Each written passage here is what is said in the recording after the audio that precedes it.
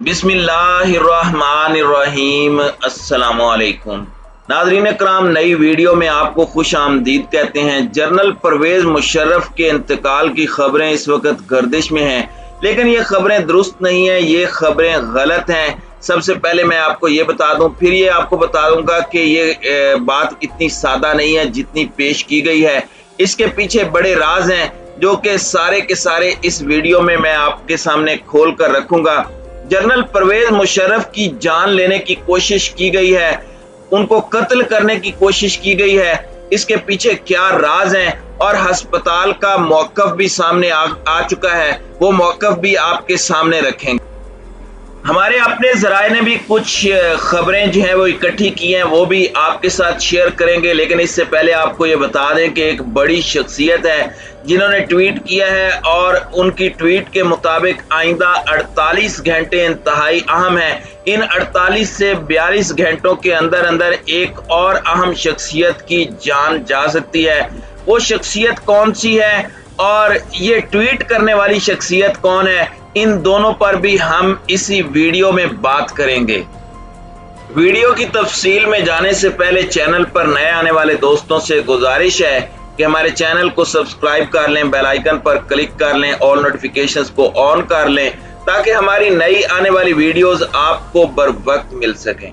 नाज़रीन कराम, ये खबर जो जनरल परवेज मुशर्रफ के इंतकाल के हवाले से मैंने आपको बताई है, इस खबर की तफसील में जाने से पहले मैं आपको ये बताता चलूं कि इसका बैकग्राउंड जानना बहुत ज़रूरी है। बुनियादी तौर पर बहुत सी खबरें हैं जो एक दूसरे के साथ इंटरलिंक हैं, इंटरकनेक्टेड हैं। वो सारी की सारी खबरें एक एक करके मैं आपको देता हूं। जब आप उन खबरों को एक एक करके जानेंगे तो आप नतीजे तक पहुंच जाएंगे और आपको पता चल जाएगा कि जनरल परवेज मुशर्रफ को किस तरह से मारने की कोशिश की गई है और उनकी मौत की खबर क्यों चलाई गई है। नाज़रीन इकराम, कल का दिन बड़ा अहम था। कल एक पहली खबर ये आती है कि मकसूद चपड़ासी जो है वो इंतकाल कर गया है और मकसूद चपड़ासी का इंतकाल दुबई में हुआ है। और इस खबर के आने के बाद ये होता है कि सारी तोपों का रुख शहबाज शरीफ और हमजा शहबाज की तरफ हो जाता है, क्योंकि सारे जानते हैं कि मकसूद चपड़ासी जो कि मनी लॉन्ड्रिंग में मुलविस था और अरबों डॉलर के जो केसेस शहबाज शरीफ और हमजा शहबाज पर हैं, उनके अकाउंट का जो अमीन था वह मकसूद चपड़ासी था। और मकसूद चपड़ासी की वफात के बाद तमाम तोपों का सोशल मीडिया पर जो रुख है वो हमजा शहबाज और शहबाज शरीफ की तरफ हो जाता है। लेकिन उसके ठीक 5 घंटे के बाद एक और बड़ी खबर आती है और वो खबर है आमिर लियाकत हुसैन की हलाकत की। नाज़रीन इकराम, आमिर लियाकत हुसैन की वफात भी एक क्वेश्चन मार्क है। उसमें बहुत सारे सवालात उठते हैं। पहला सवाल सबसे बड़ा जो उठता है वो ये है कि आमिर लियाकत हुसैन की वफात जो है वो तिबई थी या उसे कत्ल किया गया है। ये एक बहुत बड़ा क्वेश्चन है। लेकिन इस खबर का बेनिफिशियरी कौन है, इसका सबसे बड़ा फायदा किसको होता है, तो हमें वो भी नजर आता है हमजा शहबाज और शहबाज शरीफ की सूरत में।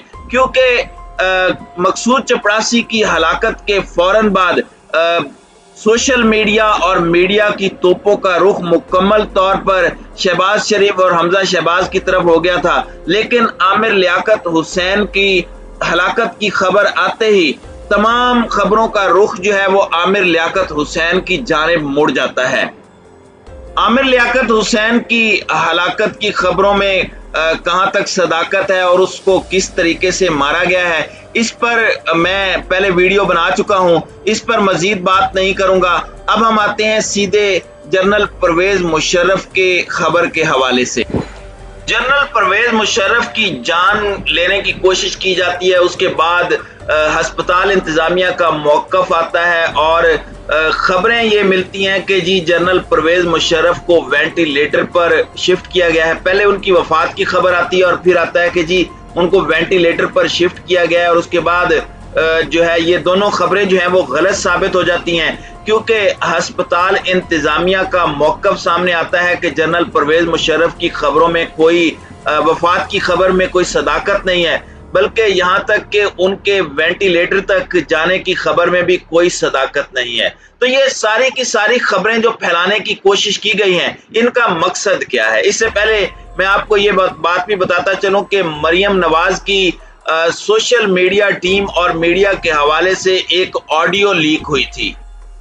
मरियम नवाज उस ऑडियो लीक के अंदर खुद बताती हैं कि वो मीडिया को मैनेज कर रही हैं। तो नाज़रीन किराम, ये वो मीडिया मैनेजमेंट है जिसके जरिए ये सारी की सारी खबरें फैलाई गई हैं। यानी एक के बाद एक खबर देकर इस तरह से असल खबर से बिल्कुल लोगों को हटा दिया गया। और वो असल खबर ये थी कि मकसूद चपड़ासी की हलाकत हो चुकी है और उस खबर को दबाने के लिए आमिर लियाकत हुसैन वाला मामला आ जाता है और उसके बाद जनरल परवेज मुशर्रफ के वफात की फेक न्यूज जो है वो फैलाई जाती है। नाज़रीन इकराम, अब मैं उस शख्सियत की तरफ आता हूं जिसने काफी सारे राजों से पर्दा उठाया है और उस शख्सियत का नाम है शाहीन सहबाई। उनकी एक ट्वीट मैं आपके सामने रखता हूं जिसमें वो कहते हैं कि रिजवान FIA वाले भी गए। यानी ये डॉक्टर रिजवान की बात हो रही है जो कि FIA के डायरेक्टर थे और उनका हार्ट अटैक हुआ था।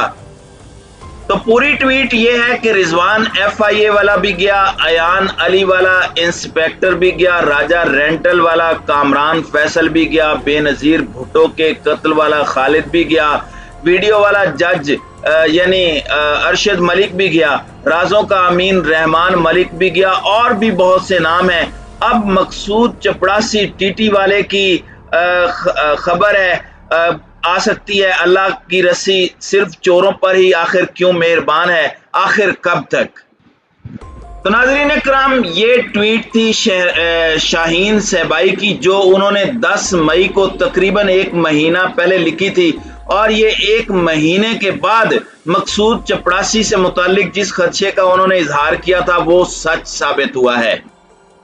अब कल इन्होंने यानी शाहीन सहबाई ने एक और जो है वो खबर जो है, एक और ट्वीट जो है वो की है। वो कहते हैं कि मकसूद चपड़ासी भी गया, मुझे डर लग रहा था कि डॉक्टर रिजवान, अयान अली वाला इंस्पेक्टर, रेंटल वाला कामरान, जज अरशद और बहुत लोगों के बाद पहला नंबर मकसूद चपड़ासी का होगा। आज वही खबर आ गई, कोई इसकी मौत की इंक्वायरी करवाएगा, सोचें भी नहीं।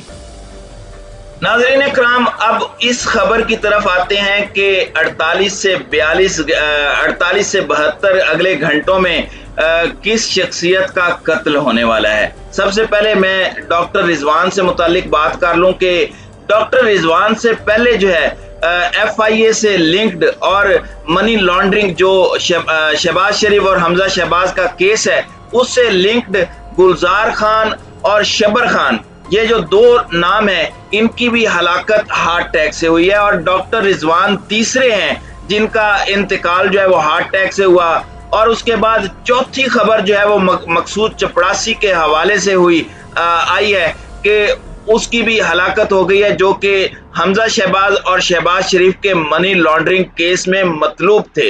ये सारे के सारे इत्तेफाकात शरीफ खानदान के साथ क्यों हो रहे हैं और मनी लॉन्ड्रिंग वाले इस केस के अंदर वो तमाम अफसरान जो कि इस केस को इन्वेस्टिगेट कर रहे थे, तमाम की एक के बाद एक जो है वो हलाकत हुई है।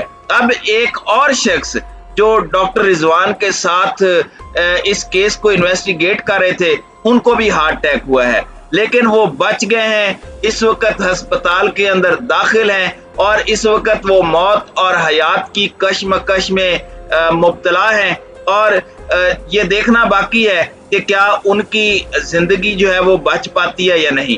तो अब देखना यह है कि अगले 48 से 72 घंटों के अंदर उस शख्सियत के मुतालिक जो कि अस्पताल में इस वक्त जेरे इलाज हैं, उनके मुतालिक क्या खबर सामने आती है। डॉक्टर दर हकीकत परवेज मुशर्रफ की वफात की खबर को चलाना एक तरीकाकार था उस असल खबर से हटाने के लिए जो कि हमजा शहबाज और शहबाज शरीफ के ऊपर मनी लॉन्ड्रिंग केस के हवाले से थी।